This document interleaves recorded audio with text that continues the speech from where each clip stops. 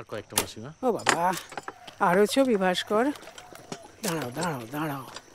ওরে বাবা রে বাবা, খুব তো এদিক ওদিক সেদিক থেকে বুড়ির ছবি তুলছো কেন বাবা? আবার বিয়ের পিড়িতে বসাবে বুঝি?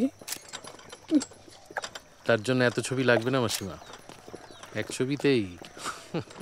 ওরে ছেলে, প্রশ্ন করবে তো? মাসিমা একটু রেকর্ড করি? কি কিছু? না না, আপনি শুধু উত্তর দিয়ে যান। আচ্ছা।